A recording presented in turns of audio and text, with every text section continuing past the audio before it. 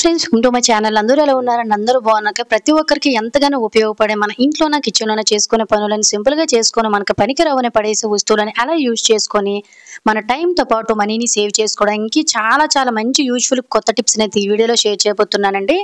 Miss చేయకుండా ending వరకు చూడండి. టిప్స్ చాలా చాలా యూజ్ఫుల్ గా ఉంటాయి. ఇంకా ఫస్ట్ టిప్ అయితే తెలుసుకుందాము. ప్రతి ఒక్కరికి కూడా ప్రతిరోజు ఈ టిప్ చాలా బాగా యూజ్ అవుతుందండి. ఈ రోజుల్లో ప్రతి ఒక్కరు కూడా ఇలా క్యాన్ వాటర్ అంటే మినరల్ వాటర్ ఎక్కువగా తాగుతూ ఉంటారు కదండి. ఈ క్యాన్ లోని వాటర్ అయిపోయినంత వరకు కూడా మనం అలానే వాటర్ వదిలేసి మళ్ళీ రిటర్న్ ఇంట్లోనే వాటర్ తెచ్చుకోవడం లాంటివి గట్టా చేస్తూ ఉంటాము. లోన వైపు మనకి తెలియకుండానే చిన్న నాచు అంటే ఫంగల్స్ లాగా మనకైతే ఫామ్ అయిపోతుందండి. అలాంటప్పుడు మళ్ళీ మనం రెగ్యులర్ గా దీన్నే వాడడం వల్ల మనకి హెల్త్ ఇష్యూస్ అనేవి వచ్చేస్తాయి. ఇలా మనకి బ్యాడ్ స్మెల్ లాంటిది బ్యాక్టీరియా లేకుండా ఎలా క్లీన్ చేసుకోవాలనేది అయితే తెలుసుకుందాము. ఒక 2-3 స్పూన్ల వరకు కూడా రాళ్ళ ఉప్పునైతే వేసుకోండి. నేను రాక్ అంటే పింక్ సాల్ట్ అయితే వేసానండి. నా దగ్గర ఉంటే మీ దగ్గర వేసుకున్న కూడా వేసుకోవచ్చు. అలాగే మనకి బ్యాక్టీరియా లాంటిది ఏదైనా ఉండకుండా ఉండాలంటే కొంచెం పసుపు, వీలుంటే కొంచెం నిమ్మరసాన్ని వేయండి. ఒక్కోసారము మనం పిండేసి పడేస్తూ ఉంటాం కదండి నిమ్మ తొక్కలు, వాటిని కూడా వేసేసుకొని వీలు ఉంటే 2-3 గ్లాసులు వేడి నీళ్ళని వేయండి. లేదంటే నార్మల్ వాటర్ని వేసేసుకొని వీడియోలో చూపిస్తున్న విధంగా ఇలా కిందకి పైకి కూడా మనం వారానికి ఒక్కసారి కానీ నెల 15 రోజులకు ఒక్కసారి కానీ ఇలా ఖచ్చితంగా క్లీన్ చేసుకోవాలండి. ఇలానే క్లీన్ చేసుకోవాలి. కొంతమంది సర్పలు గట్ట వేసి క్లీన్ చేస్తారు, అందులో కెమికల్స్ ఉంటాయి. అలాగే ఎంత క్లీన్ చేసినా స్మెల్ పోదు. కాబట్టి ఎప్పుడు కూడా వాటర్ క్యాన్లు అనేవి బ్యాడ్ స్మెల్ బ్యాక్టీరియా చేరకుండా శుభ్రంగా ఎటువంటి హెల్త్ ఇష్యూస్ అనేవి రాకుండా ఉండాలంటే సింపుల్ గా క్లీన్ చేసుకోవాల్సిందే. అలాగే ఇదే వాటర్ తోటి మనం చక్కగా నీట్ గా 2-3 సార్లు లోన వైపు కడిగేసుకొని బయట చిన్న సోప్ పెట్టేసుకొని ఇలా నీట్ గా డ్రై చేసుకున్న తర్వాత వాడుకున్నాం అనుకోండి, చాలా చాలా నీట్ గా ఉంటాయి.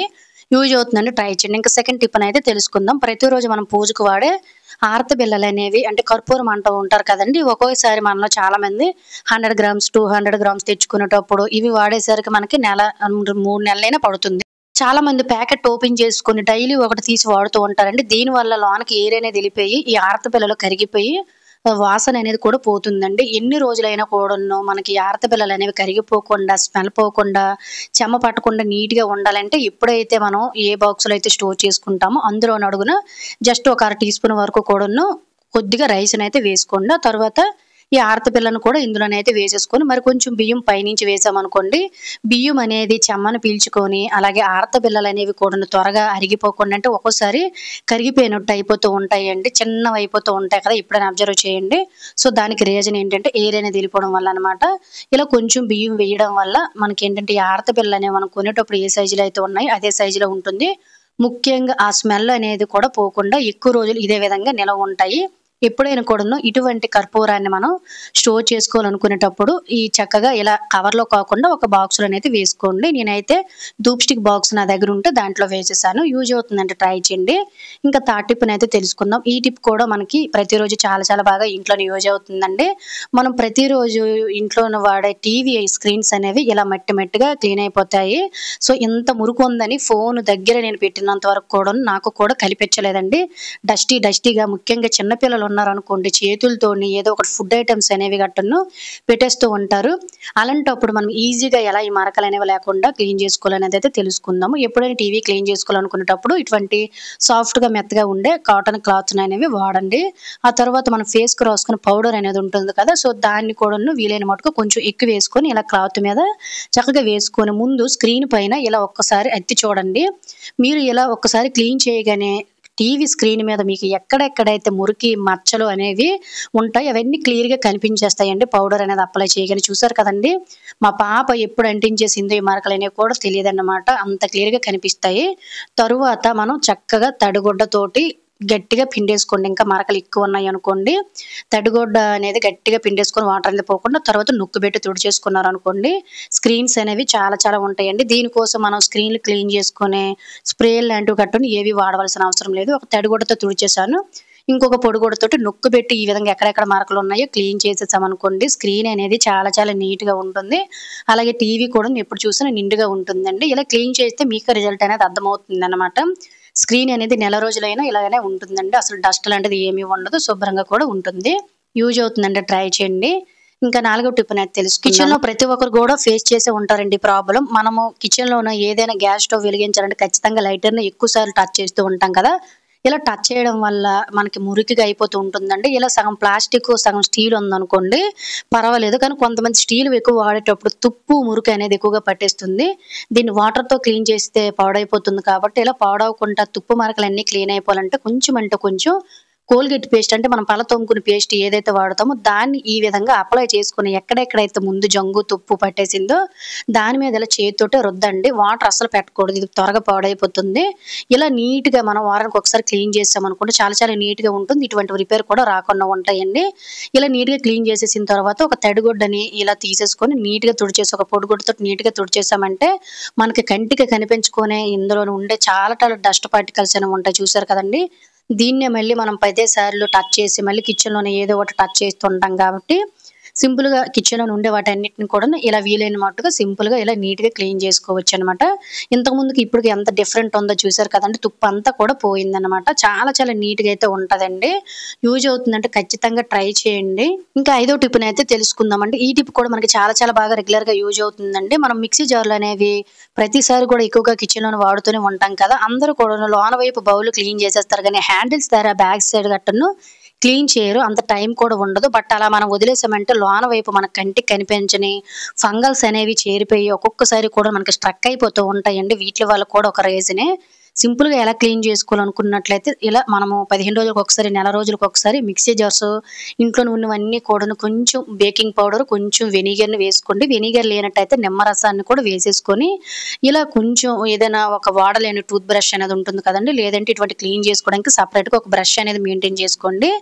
ఇలా మనం క్లీన్ చేయడం వల్ల చూసారు కదండీ! నీట్‌గా ఉన్నట్టు ఫస్ట్‌లో కనిపించింది కానీ ఎంత మురికి జంగు అనేది వచ్చిందో చాలా చాలా నీట్‌గా క్లీన్ అయిపోతుందండి. అలాగే హ్యాండిల్ లోన వైపు కూడా క్లీన్ చేసేసామనుకోండి చాలా చాలా నీట్‌గా ఉంటాయి. అలాగే ముఖ్యంగా ఇటువంటి మిక్సీ జార్‌లనేవి రిపేర్ రాకుండా ఉంటాయండి.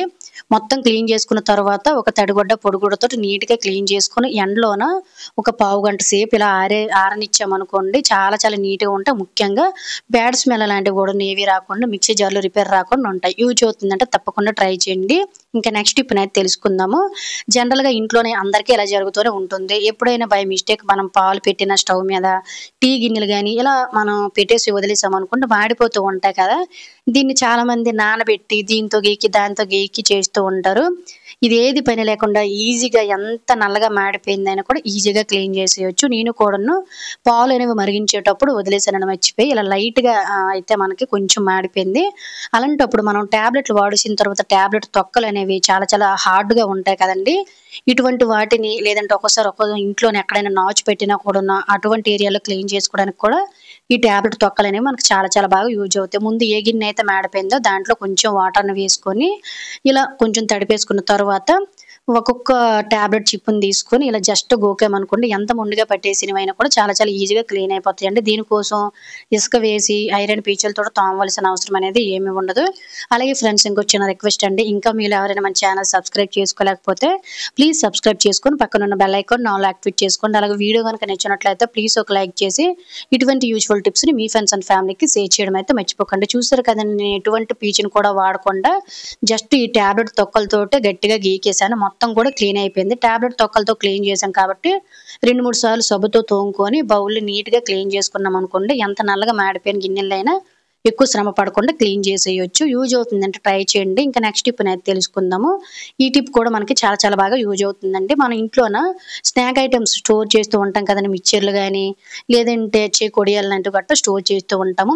ఇలా ఎక్కువ స్టోర్ చేసుకునేటప్పుడు ఎక్కువ పక్కన పెట్టుకునేటప్పుడు అంతా బానే ఉంటుంది. కానీ కొన్ని రోజులు గడిచేసరికి క్రిస్పీనెస్ పోయి అలాగే రుచి కూడా మారిపోతుంది కదండీ! అంటే మనకేంటంటే చప్పబడిపోయినట్టు అయిపోతూ ఉంటాయి.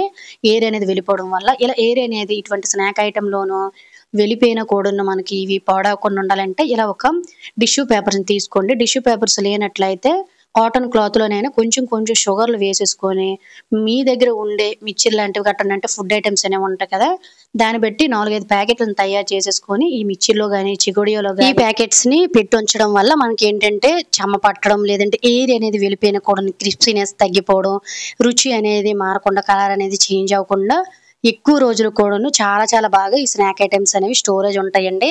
ఇంట్లోని ఎవరైతే ఇటువంటివి స్టోర్ చేసుకుంటారో ఖచ్చితంగా ఈ చిన్న ట్రిక్‌నైతే ట్రై చేసి చూడండి. చాలా యూజ్ఫుల్గా ఉంటుంది. ఇంకా నెక్స్ట్ టిప్ అయితే తెలుసుకుందాం. మనలో చాలా మందికి హెల్త్ ఇష్యూ వల్ల కానీ, లేదంటే నైట్ టైము నిద్ర లేకపోవడం వల్ల కూడాను కళ్ళ చుట్టూ కూడా డార్క్ సర్కిల్స్ అనేవి వచ్చేసి చాలా ఇబ్బంది పడుతూ ఉంటారు కదండి. ఫేస్ మీద చాలా అసహ్యంగా కనిపిస్తూ ఉంటాయి. సో, ఇలా మీకు ఎప్పుడైనా బ్లాక్ డార్క్ సర్కిల్స్ అనేవి వచ్చాయి అనుకున్నట్లయితే సింపుల్‌గా ఇలా ట్రై చేయండి. చిన్న హోమ్ రెమెడీయేనండి ఇది.